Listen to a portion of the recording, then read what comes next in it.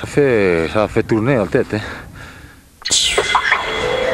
Tout a été dit sur l'histoire du tableau, sur Mona Lisa. Mais que cache le sourire le plus célèbre du monde? La Joconde dévoile enfin tous ses mystères après la météo et soir 3.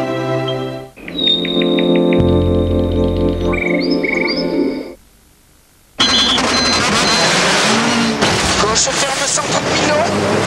Et attention, droite 120 bons. Droite 130 bons. Que vaudrait la technologie Citroën si elle ne servait qu'à gagner des courses? En janvier, grâce à la technologie Citroën, polluez moins, consommez moins et profitez de Xara Picasso filtre à particules HDI 110 à 19 990 €. En Limousin, on a sans doute les meilleures viandes. Sans doute les meilleures pommes. Les viandes. Les pommes. Limousin, qu'y a-t-il de meilleur? Vous savez, mon défi avec Danacol pour aider à réduire mon cholestérol, c'est toujours un succès. Alors je continue. Tous les jours je me prends en main, je ne le pensais pas, mais c'est un vrai plaisir. Trop de cholestérol, essayez Danacol de Danone. Relevez le défi avec Danacol de Danone. Eh les gars, les spectaculaires de Canal Satellite, ça repart pour un mois. 3, 4. Les spectaculaires Canal Satellite, c'est reparti pour 4 semaines. Avec le choix de très belles chaînes. Canal Satellite, c'est bien le numéro 1 des satellites. Canal Satellite, le meilleur du numérique. Découvrez Canal Satellite à partir de 11 € par mois.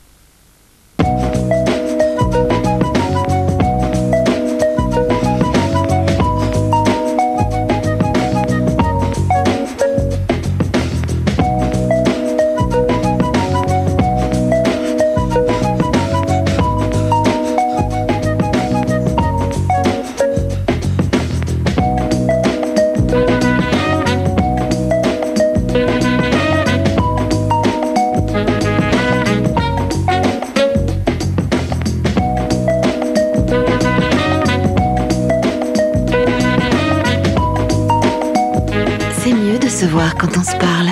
Découvrez la visiophonie avec Orange Intense.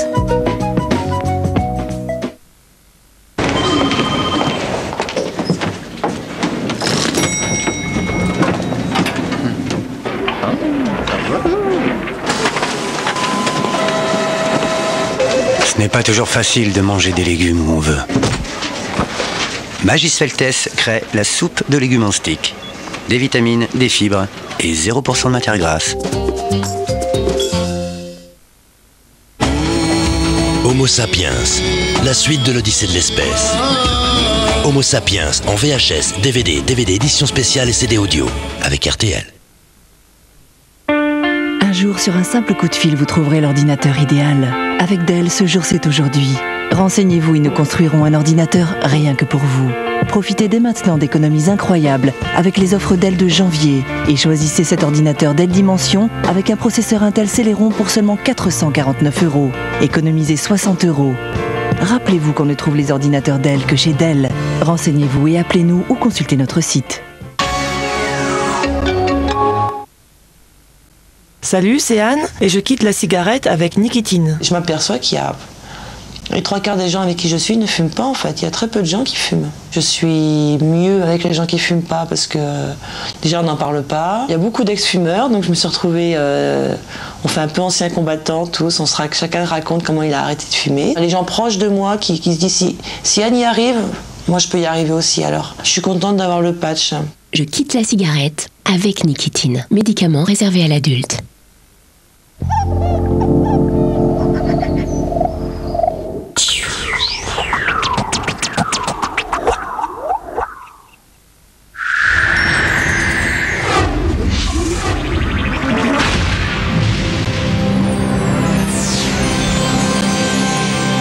Bonsoir, je suis ravie de vous accueillir pour le deuxième tirage du Keno de ce mardi 11 janvier.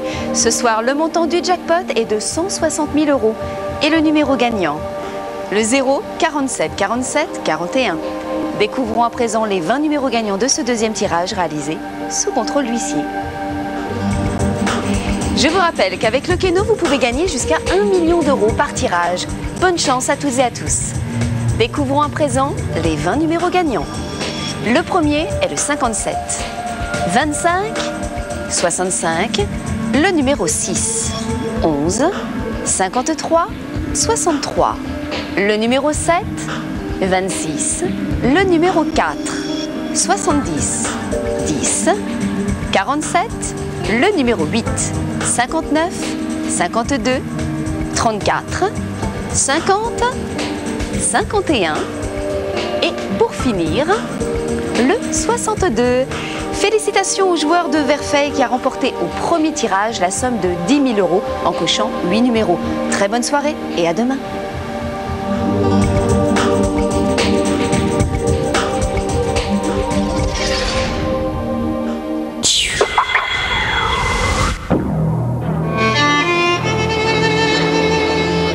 Auschwitz était à la fois un camp de concentration et un camp d'extermination. C'est l'extermination, la déportation pour l'extermination.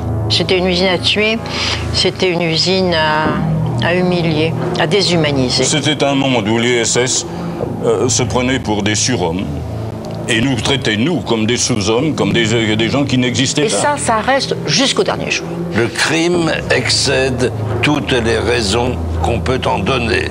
Les camps de la mort, 60 ans après, avec les témoignages de Simone Veil et Claude Lanzmann. Culture et dépendance, demain à 23h35 sur France 3.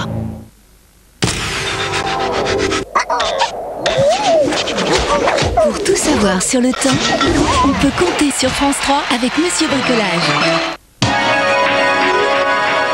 Je vous souhaite de passer une excellente soirée. Un ouragan est aux portes de l'Irlande. Les rafales de vent soufflent entre 140 et 180 km à l'heure. Pour nous sommes sous les bons auspices d'un anticyclone. Malgré le passage d'une perturbation, nous allons quand même avoir un temps stable. Mais nous aurons du vent de secteur ouest à 60-80 km à l'heure en rafale cette nuit et demain matin. La perturbation va évoluer du Poitou-Charentes jusqu'à la Champagne-Ardenne avec quelques pluies. À l'arrière, une traîne où les moments ensoleillés seront plus nombreux du sud-Bretagne jusqu'au Nord-Pas-de-Calais-Picardie, tandis que la traîne offrira quelques averses côtières. À l'avant de cette perturbation, le ciel va devenir très nuageux. Attention aux brumes et brouillards au-dessus des vallées. Plus nous irons vers le sud des Pyrénées aux Alpes, plus ce sera beau. Toutefois, autour du bassin méditerranéen et sur la Corse, vous avez encore des entrées maritimes. Dans l'après-midi, normalement, on va retrouver du soleil sur les régions plus au sud, avec toutefois une avancée de cette perturbation que nous allons retrouver donc de l'embouchure de la Gironde jusqu'aux frontières de l'Est. Les nuages, eux aussi, vont progresser à l'avant. On en retrouvera de l'Aquitaine au Massif central jusqu'à la région Rhône-Alpes et les Alpes, tandis que le soleil va briller depuis le Languedoc-Roussillon jusqu'à la Provence, les Alpes du Sud. On va garder ce caractère plus nuageux sur les régions méridionales et la Corse. À l'arrière, toujours une traîne, de plus belles éclaircies du Poitou-Charentes à la Champagne-Ardenne et encore un système d'averses sur le nord-ouest du pays. Les températures demain matin seront en légère baisse, oscillant entre -3, la minimum pour Grenoble, jusqu'à 7 pour les côtes de la Manche. Les maximales seront elles aussi en baisse car à l'arrière de la perturbation, il y a un peu d'air frais. Elles oscilleront entre 6 et 14 degrés. Il fera toujours plus doux sur les régions méridionales et la Corse. La tendance pour jeudi, là ça va s'améliorer, mais on gardera quelques nuages sur le nord-est du pays. Dans l'ensemble, ce sera plutôt beau avec un vent soufflant à 70 km à l'heure, donc dans le couloir rhodanien, c'est le Mistral. Température en baisse et encore plus en baisse vendredi avec 5 et 10 degrés. Ce sera du beau temps, mais une nouvelle perturbation va arriver sur la pointe de la Bretagne. Pluie et vent assuré. Un petit caractère de pluie sur les Pyrénées. Demain, nous fêterons Sainte Tatiana. Belle soirée à toutes et à tous.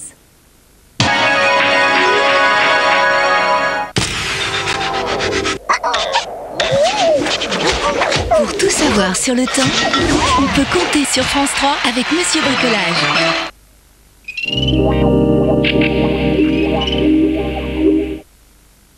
J'ai 50 ans et j'ai une vie bien remplie. Alors pas question de manquer de vitalité. Je prends le nouveau Supradin Vital 50+. Du ginseng, des minéraux, des vitamines et des oligo-éléments antioxydants. Une formule spécifique pour maintenir la vitalité à partir de 50 ans. Supradin Vital 50+, vous êtes plein d'énergie et vous le restez. Alors je suis vraiment content de ma voiture. Et toi, t'as quoi comme voiture? Un diesel. À quoi? Je roule en diesel. On n'a pas toujours eu la chance d'être fier de rouler en diesel. Alors venez essayer la Golf Ascot TDI 90 avec climatisation et radio CD pour 17 570 € pendant les instants TDI du 8 au 31 janvier.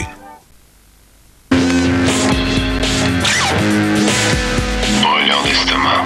Réni, médicament réservé à l'adulte. Interhome.fr. 20 000 locations de vacances pour vous poser où vous voulez.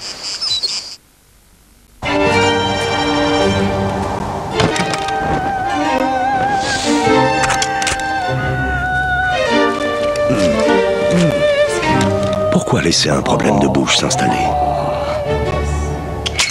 Dès les premiers signes, prenez Extril Bain Bouche. En éliminant les germes, vous garderez une bouche saine. Extril et nouveau Extril Menthe. Parce qu'on n'a qu'une bouche dans la vie. Extril est un médicament pas avant 6 ans.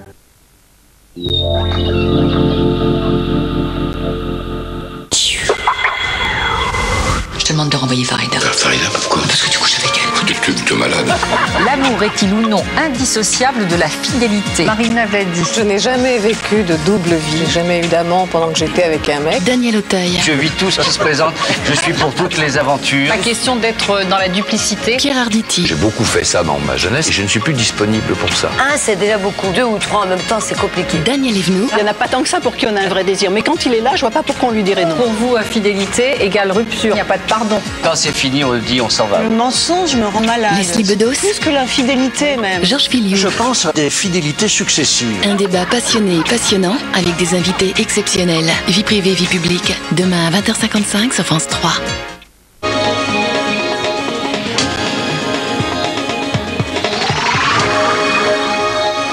Bonsoir à tous, voici les titres que nous allons développer dans le Soir 3.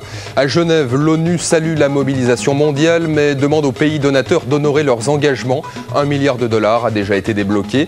Les Nations Unies souhaitent une concrétisation très rapide des promesses de dons pour les opérations humanitaires en Asie. L'ONU saisit l'occasion pour rappeler aux pays riches les 26 millions de victimes des crises oubliées dans le reste du monde. Les raz de marée en Asie ont renforcé la solidarité internationale qui pour les Nations Unies doit aussi profiter aux victimes des guerres et des génocides.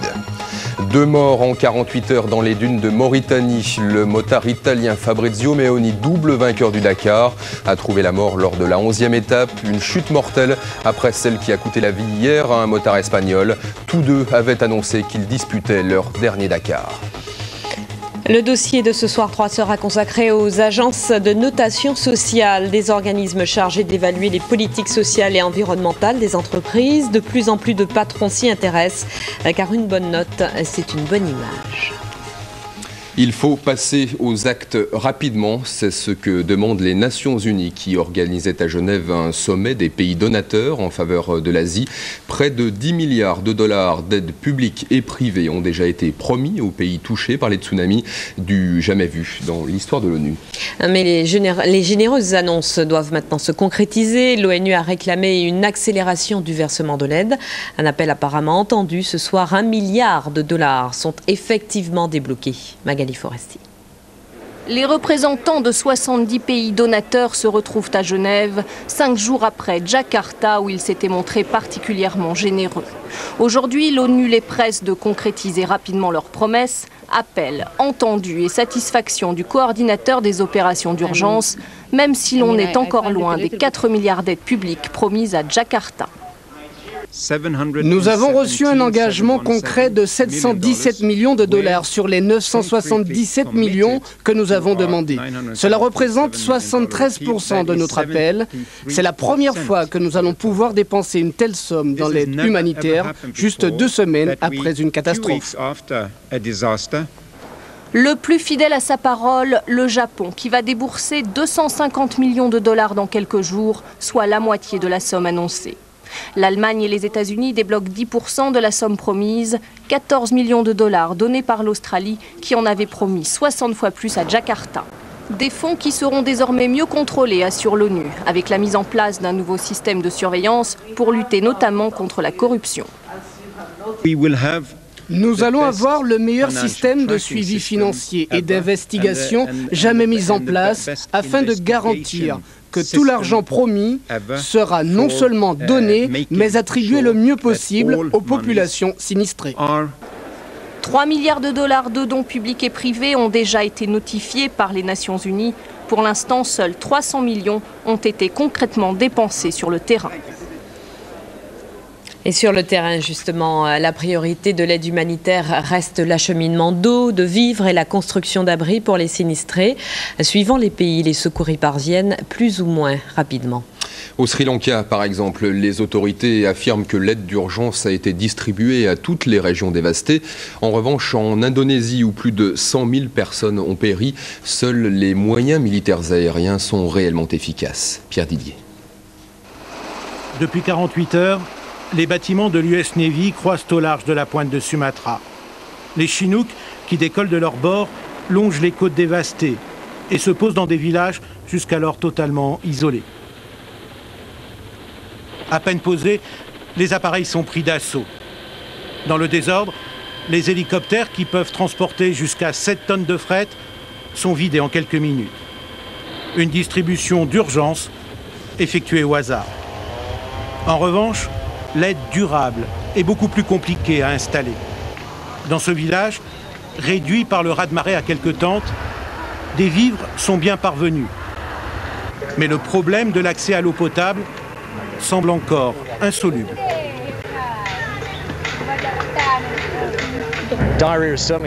La diarrhée est le plus gros problème. La situation sanitaire est déplorable. Toutes les sources d'eau sont contaminées.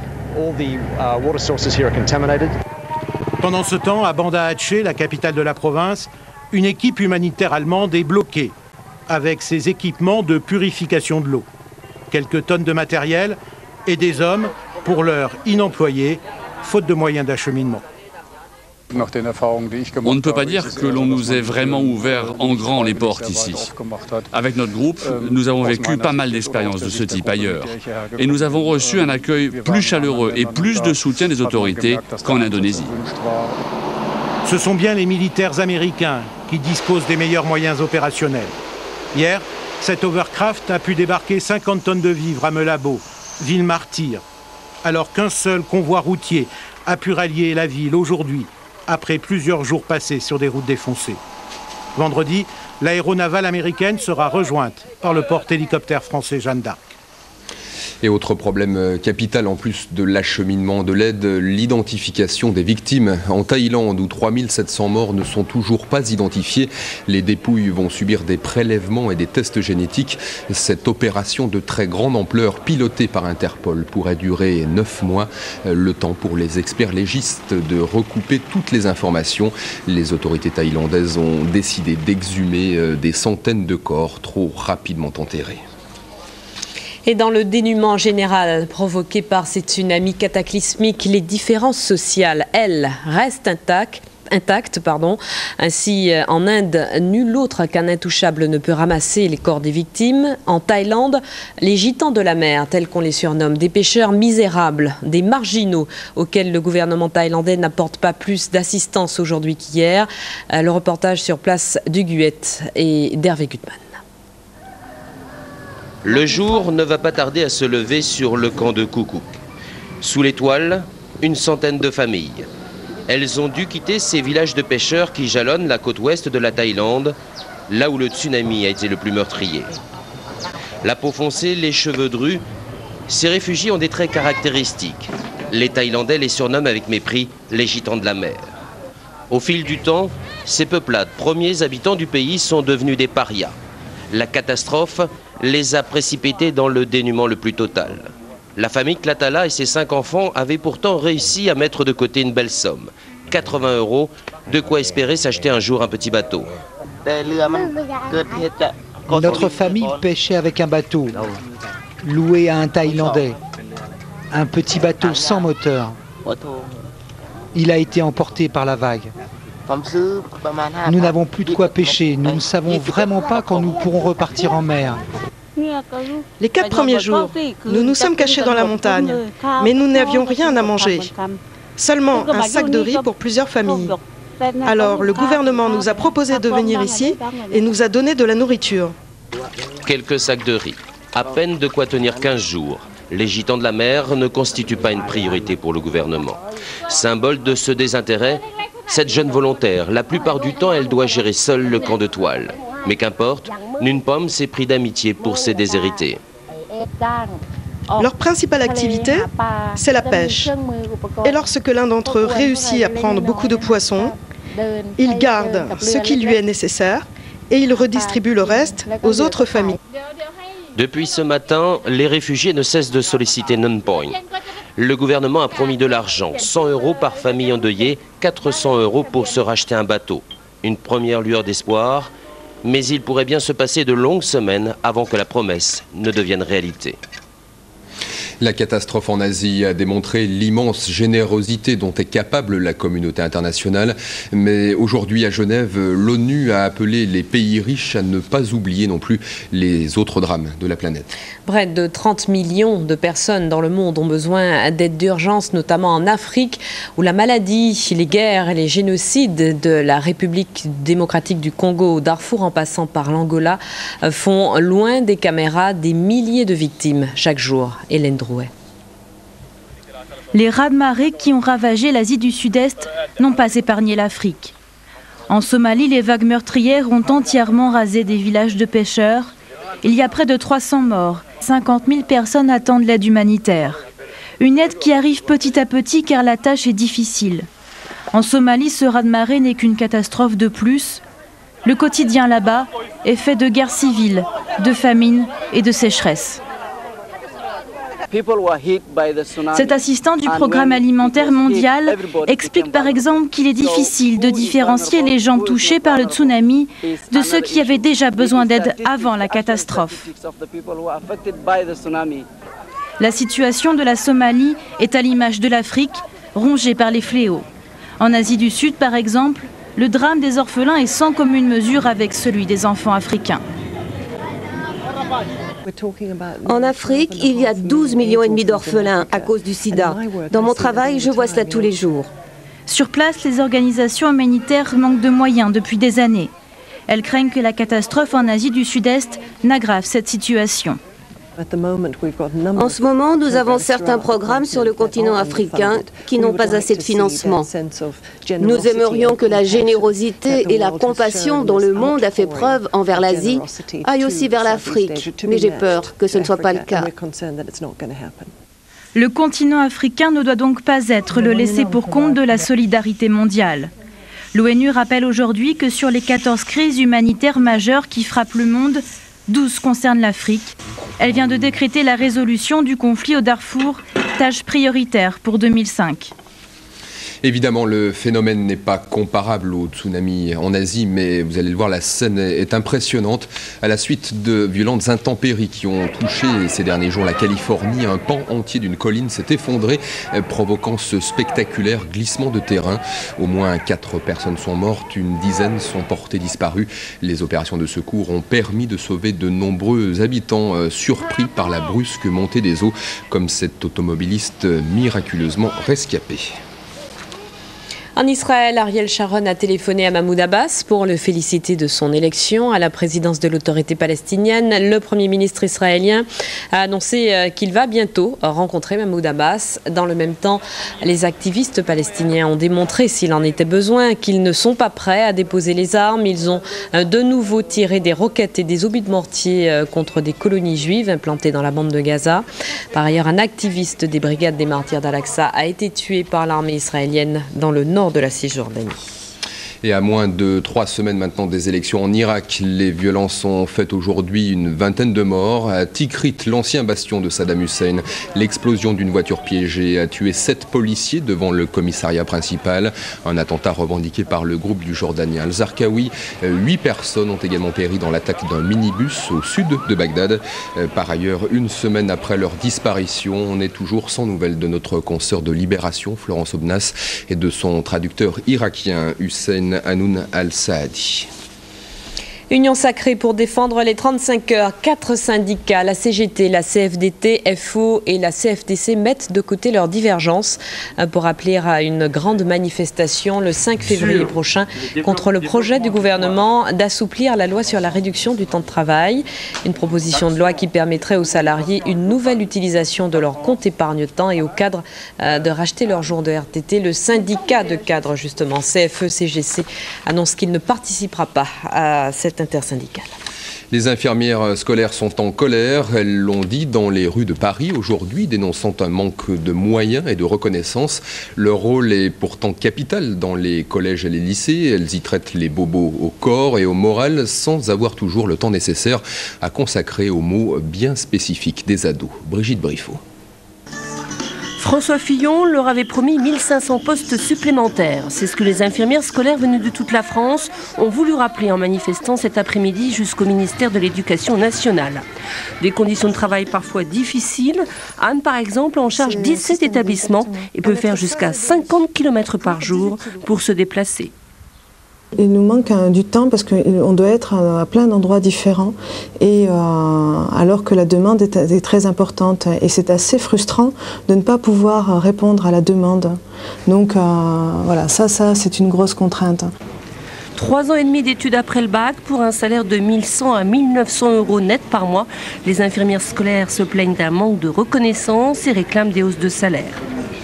Soins, accueil, conseils, les élèves font appel à eux régulièrement. Dans son lycée, Thierry est seul pour suivre 1200 élèves. Ils viennent me voir soit pour de la bobologie, maux de ventre, petites blessures, maux de tête, soit de plus en plus fréquemment pour des besoins d'ordre personnel, des questions, des besoins d'écoute, de parole. Et donc je suis là pour ça, on est formé, pas assez à mon goût pour s'occuper de ces problèmes-là, mais c'est de plus en plus notre quotidien. Donc on se forme comme on peut. Au moins une infirmière à plein temps par collège et par lycée, c'est ce que réclame la profession. Elles ne sont aujourd'hui qu'environ 6000 à exercer pour plus de 8000 établissements. De meilleures conditions de travail et une plus grande reconnaissance des missions accomplies, voilà de souhaits largement partagés par les salariés, tous secteurs confondus. Ils ont maintenant la possibilité de s'exprimer à travers une nouvelle forme de dite, la notation sociale. C'est en fait l'évaluation des politiques sociales et environnementales des entreprises. Des agents spécialisés leur attribuent des notes. Une occasion de redorer son blason si la note est bonne. Le dossier de ce soir 3 est signé Sophie Roland et Virginie Hertz. Dans une agence de notation, les réunions ressemblent à des conseils de classe. J'ai mis une note bonne, car il y a une réelle prise de conscience. Leur métier, attribuer des notes. Leur élève, une grande entreprise française. Ces analystes ne jugent pas sa rentabilité, mais sa politique environnementale et sociale. Les conditions de travail bien assurées, l'hygiène bien assurée, donc là-dessus très bien. Pour évaluer l'entreprise, ils ont épluché les rapports annuels, visité les sites et interrogé les salariés, les syndicats et les clients. Ce diagnostic, les entreprises l'ont demandé et payé, alors peut-on vraiment être objectif ? L'idée de notation ne s'accommode d'aucun compromis, d'aucune complaisance. Donc quand vous notez une entreprise, par définition, vous devez exiger la vérité et la réalité des choses. La notation sociale et environnementale, un thème cher à l'ancienne patronne de la CFDT. Elle aussi a créé une agence il y a 2 ans. Le marché reste embryonnaire, mais elle est convaincue que les agences seront de plus en plus sollicitées par les entreprises. Les pressions qui s'exercent sur elles par des institutions internationales, mais aussi par des organisations non gouvernementales, par des groupes de consommateurs, agissent énormément sur l'entreprise pour qu'elle fournisse ces informations. Et beaucoup d'entreprises aujourd'hui constatent que si elles négligent ces questions, alors elles ont un risque. Elles ont un risque de réputation, elles ont un risque y compris parfois juridique. La note est confidentielle, mais peu d'entreprises notées souhaitent la communiquer. Ce groupe de BTP a joué le jeu. Il faut dire que sa note est plutôt bonne. Aurait-il accepté d'en parler si elle avait été mauvaise ? Bonne question. Je pense, parce que je crois qu'à un moment donné, il faut accepter la transparence. Et ce qui est important, c'est l'évolution, c'est le progrès. Et donc, il faut afficher les niveaux où on en est. C'est le meilleur moyen de se remettre en cause et de progresser. Ce groupe de distribution d'eau a également accepté de communiquer sa note. Là aussi, elle est plutôt bonne. L'audit a coûté 65 000 €, un investissement jugé utile. L'entreprise peut mieux connaître ses points forts et ses points faibles. En matière de parité, on a des progrès à faire. On a des progrès à faire en matière de travail des personnes handicapées. Voilà, c'est des chantiers qu'on va ouvrir et probablement elles n'auraient pas vu avec la même acuité, la même précision que si on avait vu ça nous-mêmes. Donc l'intérêt d'être noté, c'est bien de pointer les sujets importants. L'idée, c'est d'améliorer le fonctionnement de l'entreprise et puis c'est d'améliorer son image aussi, je veux dire. Pour l'instant, seule une quarantaine d'entreprises a fait appel aux agences de notation. Des agences qui doivent encore prouver leur utilité. Pour ça, il faudra que les sociétés ne se servent pas uniquement de leurs notes pour soigner leur image, mais bien pour améliorer leur politique sociale et environnementale. Les vœux à la presse de François Hollande, le premier secrétaire du PS, a comme d'habitude concentré ses attaques sur Jacques Chirac, estimant que plus personne ne croit aux promesses du chef de l'État et que celles de ce début d'année découragent même les plus crédules. Il met ses troupes en ordre de bataille pour la prochaine présidentielle, annonçant que toute l'année 2005 sera consacrée à construire le projet des socialistes pour la France, un projet qui concernera les 10 années à venir. Et François Hollande, justement, qui sera reçu demain à l'Élysée, après Nicolas Sarkozy, qui lui aussi s'entretiendra avec Jacques Chirac. Les deux chefs de parti discuteront avec le chef de l'État, qui entame ainsi une série d'entretiens avec les principaux ténors à propos du référendum sur la Constitution européenne. Le début des soldes, c'est demain dans l'ensemble du pays, mais pour 2 départements, la Côte d'Or et la Saône-et-Loire, la foire au rabais a débuté aujourd'hui. Et regardez cette image, elle démontre qu'il est au moins un domaine dans lequel l'homme est l'égal de la femme, celui de la frénésie consumériste. Les soldes dureront 4 à 6 semaines selon les départements. Les concurrents du Dakar sont sous le choc de la mort de Fabrizio Meoni. Le motard double vainqueur de la course était considéré comme l'un des pilotes les plus expérimentés de l'épreuve.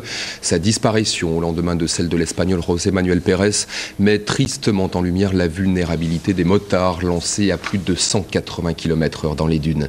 Mathieu Méranville. Dans le regard de David Frétinier, toute la détresse de voir son ami Fabrizio Meoni inerte sur le sable. Le motard italien chutait quelques instants plus tôt. Le staff médical arrive et pratique quelques massages cardiaques, mais le pilote succombe peu après-midi. Le rallye est à nouveau endeuillé. À la fin de l'étape, Patrick Zaniroli, le directeur de la course, a la lourde tâche d'annoncer la terrible nouvelle aux autres concurrents.